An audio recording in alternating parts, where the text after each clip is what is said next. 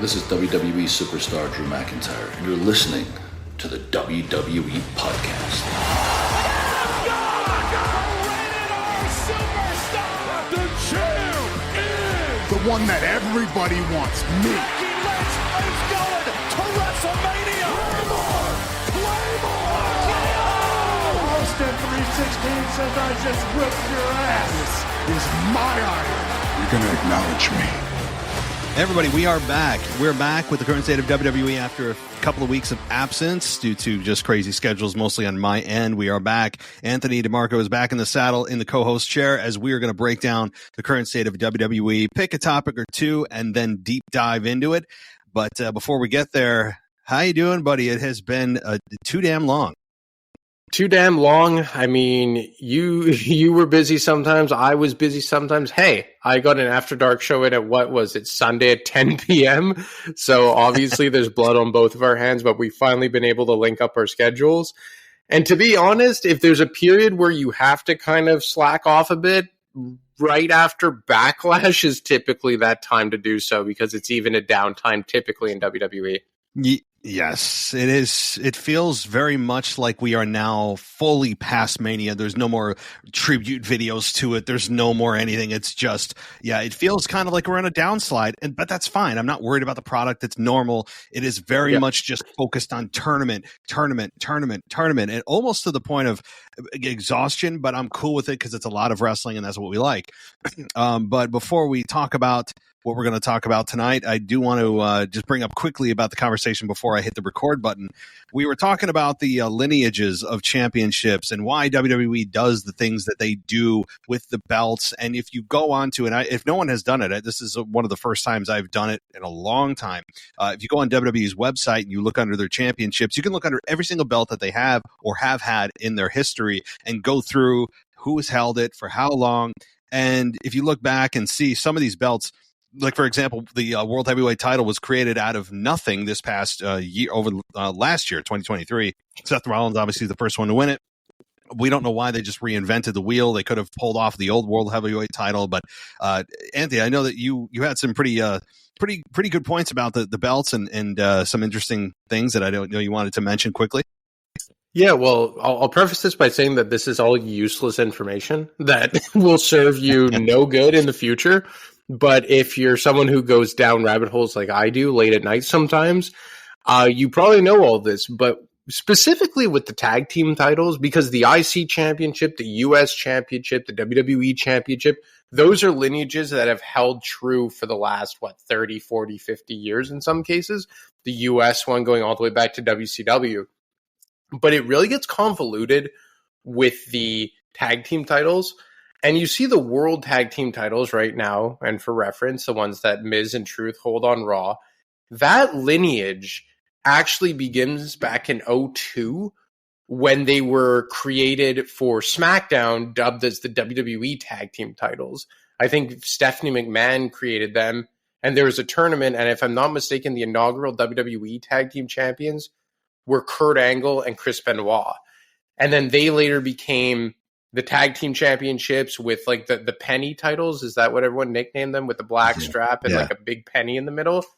And then were turned into the Raw tag team championships, which were now turned into world tag team titles.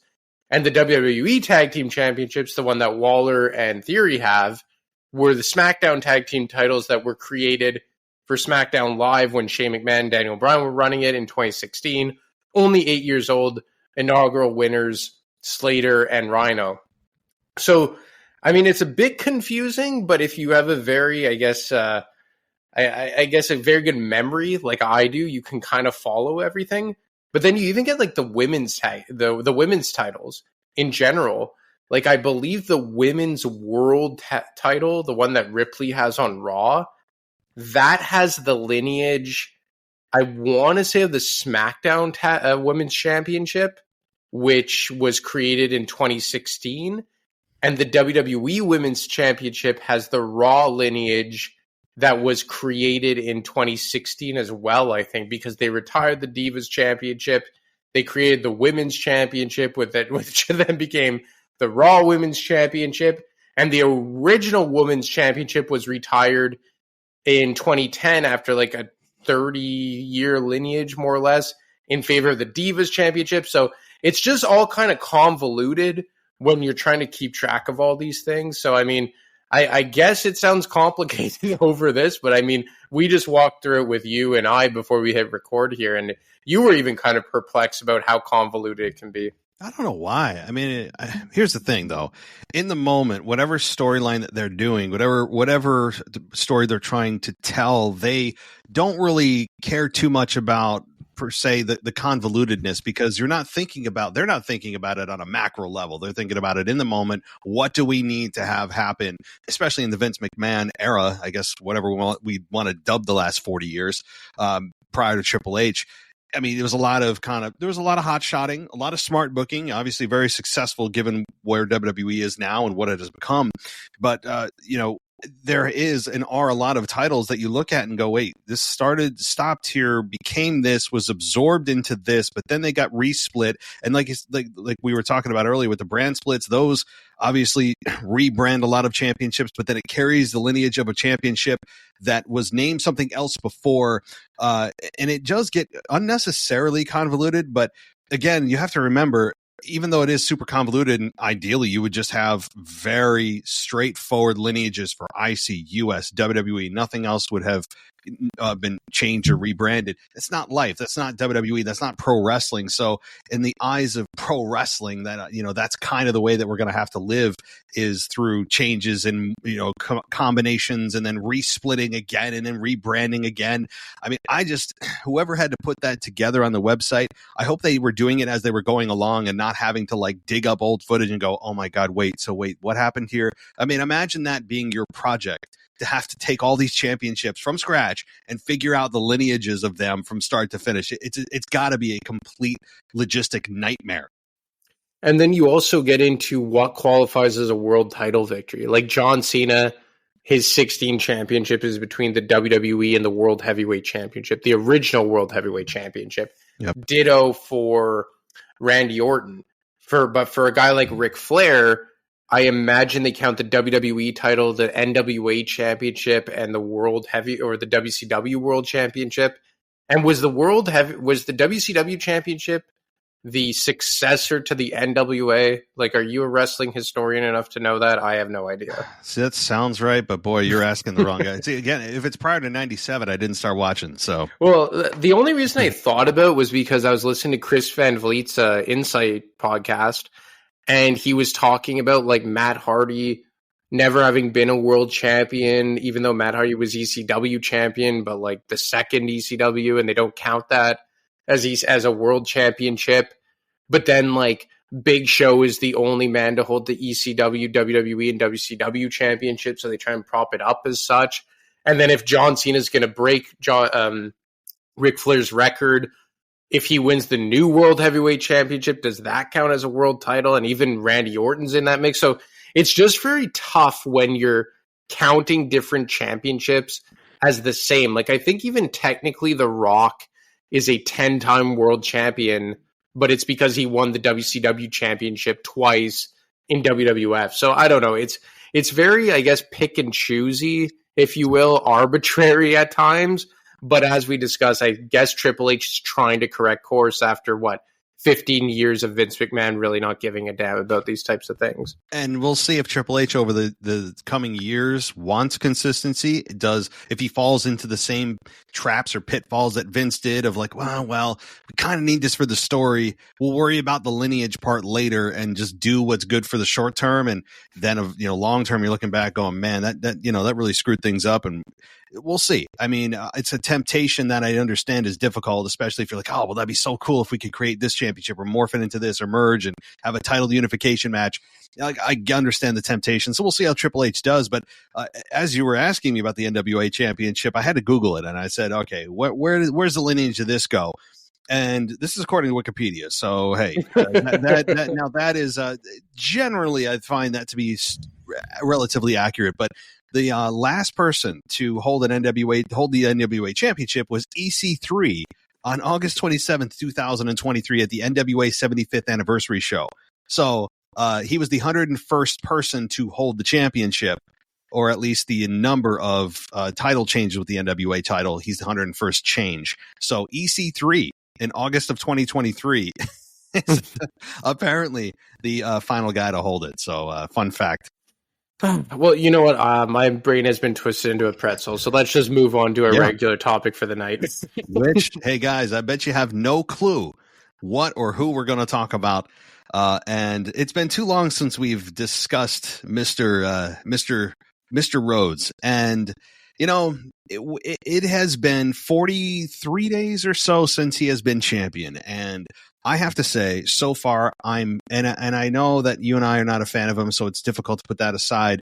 But I'm bored, and I'm bored with him. And I don't know if that's because of the fact that it's post-Mania and that's just kind of the way things are, or if it would be different if it was someone else.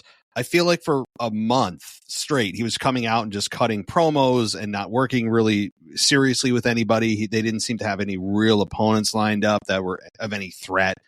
And now he's got Logan Paul, which we'll get to. And I just want your take, though, before we talk about Logan Paul, which I think is a game changer in a way.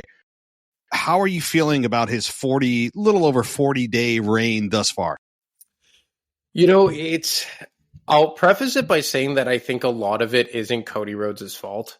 You know, we discussed how it's almost normal for WWE to go into a bit of a lull post-Backlash until SummerSlam-ish season, just because the honeymoon phase of WrestleMania is over. And once you go by Backlash, like, you're really past it completely. So a lot of it isn't his fault, but I think what we've seen a bit with Cody is that his entire character and his entire, pun intended, story was built around finishing the story. And I even know some friends, like one or two, who were huge Cody Rhodes supporters. And we were chatting last week, and one of them was just like, you know, he won the belt. It was awesome. I loved it. And now I'm just like, well, like, I just don't care anymore. And that's what they said. And, you know, I had that fear. But I was also, like you said, and much like yourself, a Cody hater in a lot of ways, the antithesis of a Cody crybaby. But hearing it from Cody supporters, like avid Cody supporters, it was impactful. And it almost made me want to defend him. Maybe that's just a bit of the contrarian in me. But I was saying, like, well, this is what happens when creative shoves it down your throat so much that everything relating to this guy is that he's Dusty Rhodes' son.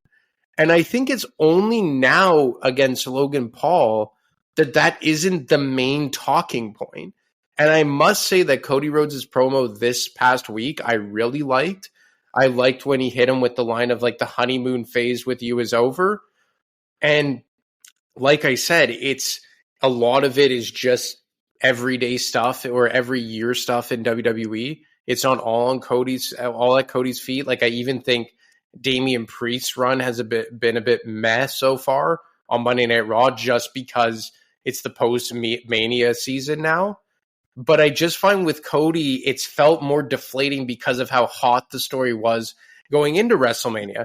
And let's be honest, the two biggest antagonists going into Mania in Rock and Roman Reigns haven't been seen since the night after Mania. So there's been a lot of air been taken out of that balloon as well. So it's not all at the feet of Cody, but I think for anybody looking at what's happened objectively, you can pinpoint that, yeah, this was the danger when the entire substance of Cody's character and the main reason for caring about him was finishing the story for his dad.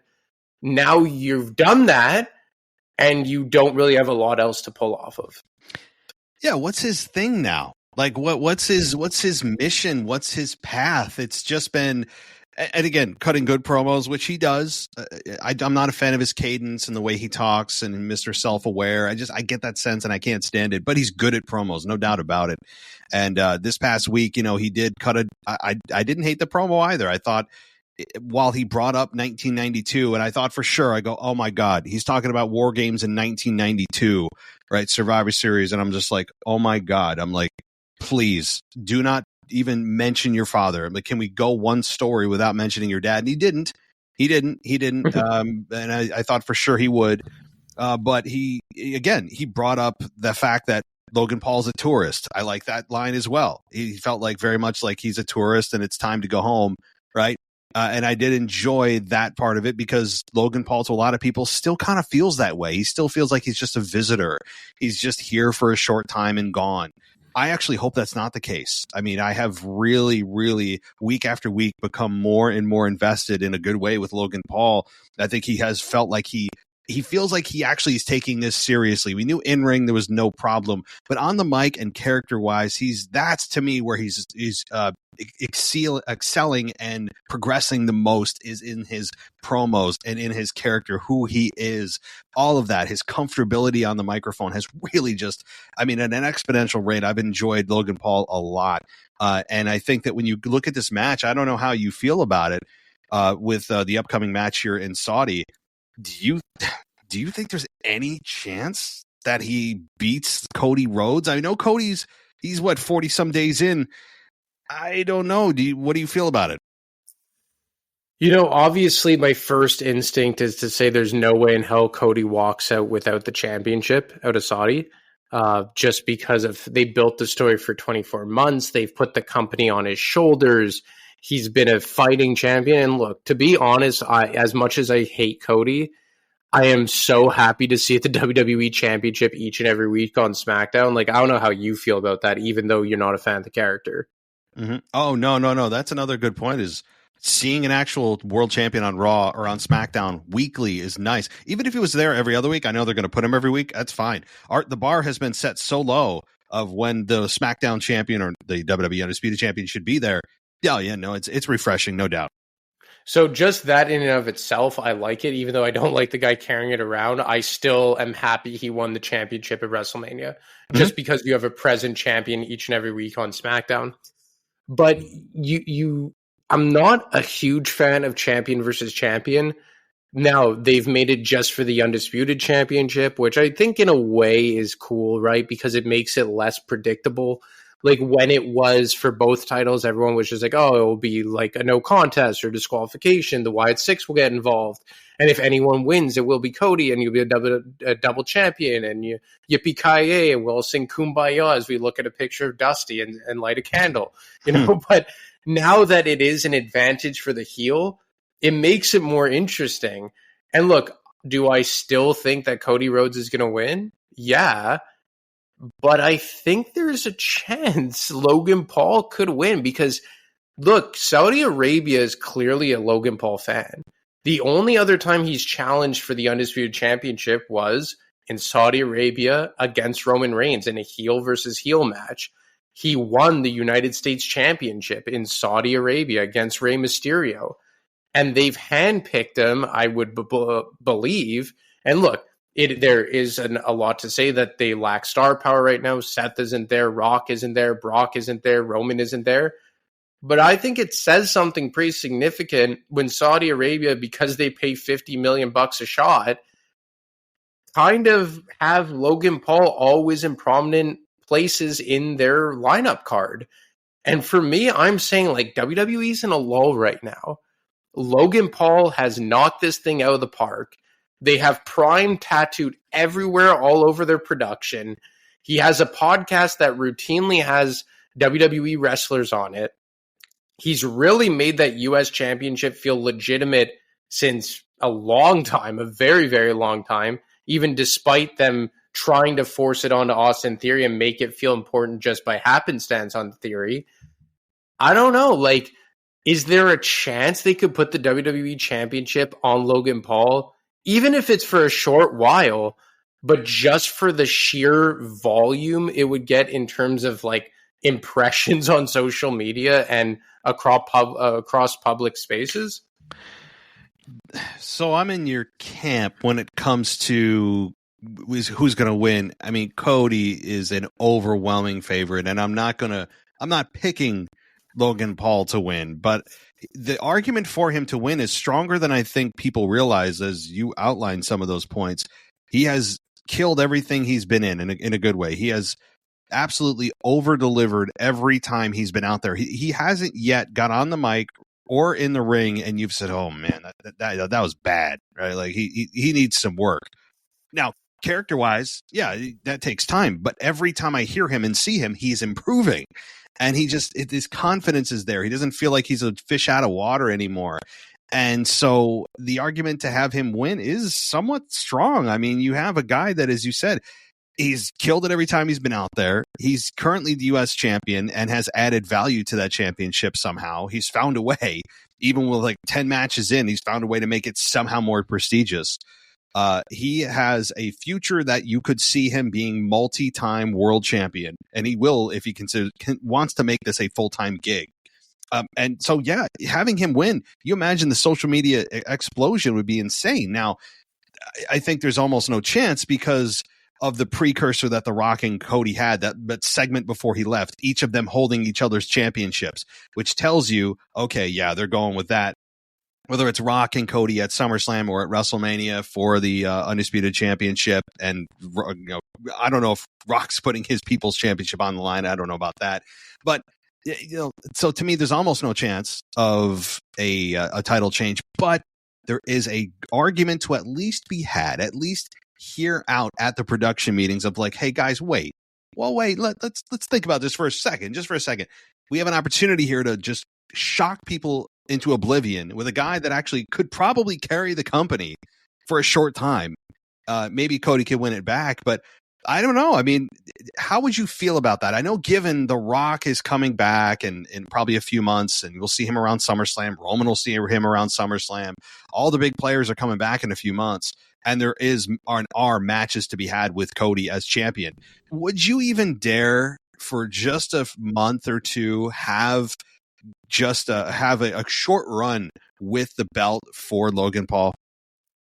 I don't see how it's a bad thing, honestly. And look at the upcoming pay-per-view, specifically the next two, because yes, Money in the Bank is technically international, but it's in Toronto, right? That it's still, when shows are in Canada, it still feels very like American-esque because it's in North America.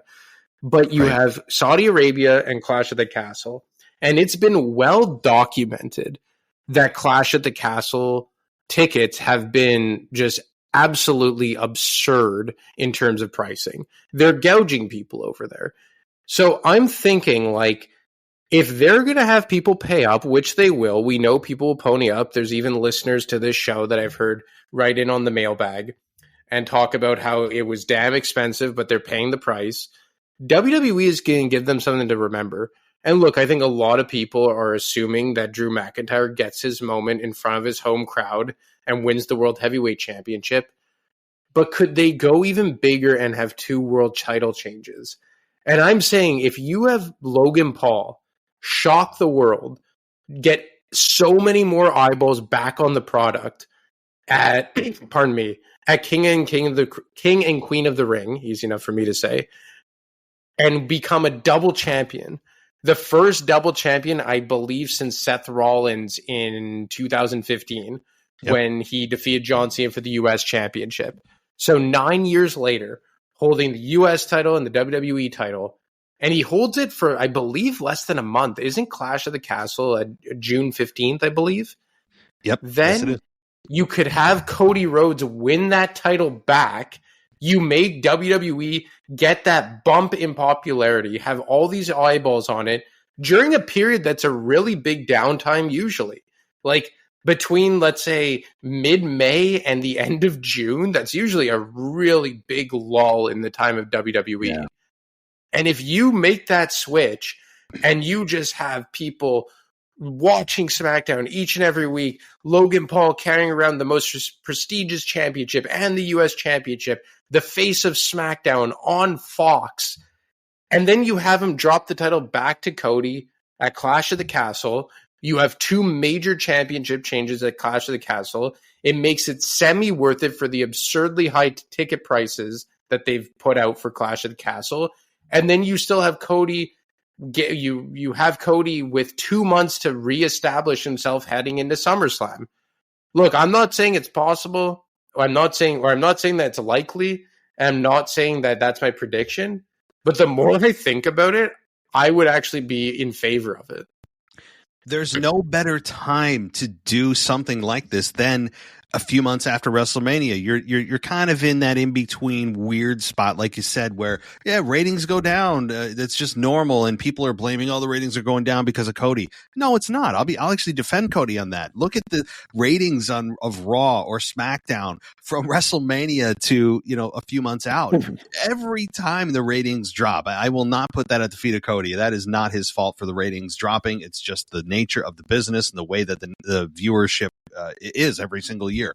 But here's the other thing is the way Triple H has booked championships. All the fans know that Triple H is a massive fan of long reigning championships, like long reigning, having long reigns. Like that's been his thing. That's been one of his big points and big kind of fingerprints on any time he has title matches, title changes. When there's one that's done, it's one that has meaning. It's not just to do it. However, in this case, I think it would shock fans even more because everyone going in goes, well, it's Cody's only had it for a month and a half. There's no way they're going to do it. On top of it, Triple H never seems to want to have short title reigns. He's much more of a strategic, long-term guy. And that, I think, would put that in the minds of fans even deeper, that there's no chance because of the way Triple H has booked, that if you do it, you're not doing it to do it. You're doing it for a couple of reasons. Number one, shock value, which there is something to be said for shock value if there's more to it than just that. And the deeper meaning is getting eyeballs on the product would be a big factor. How does Cody get it back? Oh my God, are you kidding me? He lost it. What the hell is going on? So all the people that may have tuned out after the WrestleMania and all the story being finished come back and go, what the hell? Wait a minute. Are you kidding me? He just dropped it? What? Like, you would have the interest come back, and then the fight for Cody to get it back, which would only take a month or two, and he gets it back in time for SummerSlam to defend it against The Rock or whoever. So there is a story to be told, or at least an argument to be made for it happening. There are big benefits, although, I mean, again, you and I think it's probably not going to happen. No, it's probably not going to happen, but I think that sometimes doing things for shock value, when it can be beneficial in terms of ratings, and let's be honest, wrestling's a business, and we've seen Prime and Impulsive tattooed everywhere over WWE since WrestleMania season. Think about how much popularity they would get for their SmackDown brand on Fox if they had Logan Paul as holding both the men's singles championships on SmackDown. It would be insane. It would be absolutely insane. And you have these two major changes go down at international pay-per-views. Saudi Arabia, where, like I said, historically, they really do like Logan Paul, and Clash of the Castle, where it's been in the news overseas, like I think on BNN and Bloomberg or whatever, about how absurd the prices are on these tickets. So you're going to want to send the crowd home happy a bit for having them to remortgage their houses. Obviously, I'm being hyperbolic a bit. But I'm saying, like, it's such a quick turnaround. Like, it's less than a month. It's, 3 SmackDowns between King and Queen of the Ring and Clash of the Castle? I really don't think it would hurt Cody. And then, you know what? The WWE loves to talk about how many times people are world champions or WWE champions. He would already be a 2-time WWE champion. And then he could regain the title at Clash of the Castle. And then if you want to have the rubber match at Money in the Bank in Toronto, you could have Cody win again. And then Cody has a legitimate feud coming off of a very big, I think, a lackluster one, not the match, but the feud itself with AJ Styles, and something he actually sunk his teeth into between WrestleMania season and SummerSlam, as opposed to just one off here, one off there, one off there. Like, I think it would do a lot for the product and do a lot for Cody. And for a guy like me and even yourself who aren't big Cody guys to begin with, I think having him face a bit of adversity here would do a lot for us to be interested in his character. And to be honest, the way I'm thinking about it, I would be really chomping at the bit to see Cody Rhodes trying to regain the title at Clash of the Castle that it took him 2 years to get and then less than 2 months to lose. I honestly think, you want to talk about story this, story that, I think that's a hell of a story and something to really spice up the product. The only thing I'm concerned about is if they do that, are we going to have Cody, sobbing on air that he lost the title? You know what I'm saying? Like, I lost the belt that it took me 2 years to get, and I got from my daddy. Like, I could see another sob story coming from that. But I mean, for real though, I think that there is something to be said for this because again, Logan Paul has shown that he can be champion, and he has elevated the U.S. title. He delivers every time he's in the ring. Logan Paul as WWE and undisputed WWE champion to me would be a lot of fun to watch because it's not going to be for long. He's a double champion now. He can do double duty if need be. But he and Cody, I think, are going to have awesome chemistry when it comes to their match in just a few days here in Saudi. The match quality is going to be very high value. It would be, again, that shock value of people going, wait, like the social media, Twitter, X would blow up and people would go, what is going on? But again, it would totally blow up the idea of what Triple H and how he books, how fans perceive that Triple H books. It would put a seed of doubt in their minds from here until forever that they are going, oh my God, wait a minute. So wait, Triple H can do this, because up until now, it's been very formulaic. There's been a few surprises, but nothing like this. So if he does this every once in a great while, it is forever going to be planted in the fans' minds of, oh, wait, this might happen. And I think that's important. Like, not every run has to be this super long title reign. And look, Logan Paul is the longest reigning champion right now. I think there's a good chance that Chad Gable wins the Intercontinental Championship at King and Queen of the Ring. But look, I think we're going to see Bayley have a long run. I think Becky Lynch may have a longish run until Rhea Ripley gets back, although I imagine Liv Morgan will win the title before then. I mean, for me, I think that just because of how the story's being told, again, no pun intended, with Cody Rhodes and Logan Paul, I think it would behoove Cody going into whatever big match at SummerSlam that is, whether that's against Rock or Roman or Triple Threat. I think it would have more steam behind him and more interest in him if he had faced adversity in between Mania and SummerSlam. Like, for me, the match was good, but did the AJ Styles program do anything for Cody Rhodes? No, I don't think it did a thing for him. I think it helped AJ get him back in the minds of fans of, oh my God, he can be a main eventer. He is as good as he still has ever been. But when it comes to Cody Rhodes, no, I don't think it really did anything for him other than just, he's damn good in the ring. He can put on great main events. And I don't think it did anything for him, but I don't think it also hurt him. I don't think it took away anything by any means either. I don't think so either. But I mean, if you just do a one-off against Logan Paul, then you go to Clash of the Castle, and just for argument's sake, he has he faces off against, Tama Tonga or whatever. And then you have a one-off at Money in the Bank. Like, I just think you need to give him a legitimate multi-match feud with someone over the course of 2 or 3 pay-per-views. And given the magnitude of the upcoming pay-per-views, with them being unconventional ones overseas, Money in the Bank in Toronto, like, I think it would be a stretch of a month and a half where you have a program with a title change, 2 title changes in this perfect world, and it's in a time that's typically a very boring-ish, or not boring, but just a downtime in the post-Mania hangover. So I don't know, and I actually think that this would help Cody Rhodes in a lot of ways for people who are starting to lose interest in him, because it would give him that mission statement. We've just spoken about it. What's his mission now? He finished the story for his daddy. Okay, great. He brought up his daddy again with AJ Styles. Okay, great. But now, if he won the title, or if he loses the title to Logan Paul, let's say he comes out on SmackDown and he says, you know what? I finished this story for my dad, and now I'm getting it back for me. Like, something like that. And then you could finally leave the Dusty Rhodes crap. It really took me everything not to swear there. But leave the Dusty Rhodes crap in the past, and now make it like that one was for him, but this time it's for me. Have him win the title at Clash of the Castle, and then you have a reinvigorated Cody Rhodes with a different dynamic to him.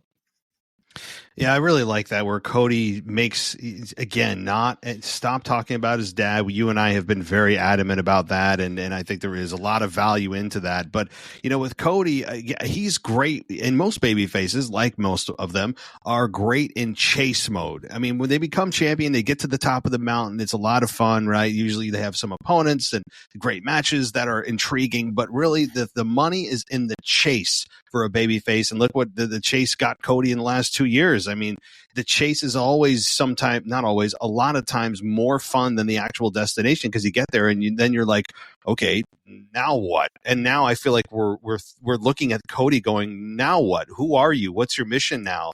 And this would add a lot of just intrigue. It would add that element of unpredictability in the minds of fans that I feel like people understand who and what Triple H is. But yeah. So, any final thoughts? My child is screaming. So, any final thoughts as we wrap things up here?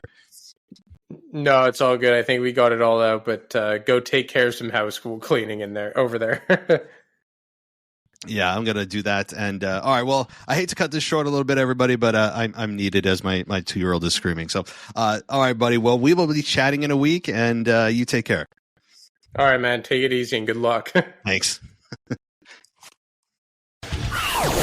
Thanks for listening to the WWE Podcast. Don't forget to subscribe on your favorite podcast app so you don't miss a show, or head to WWEpodcast.com.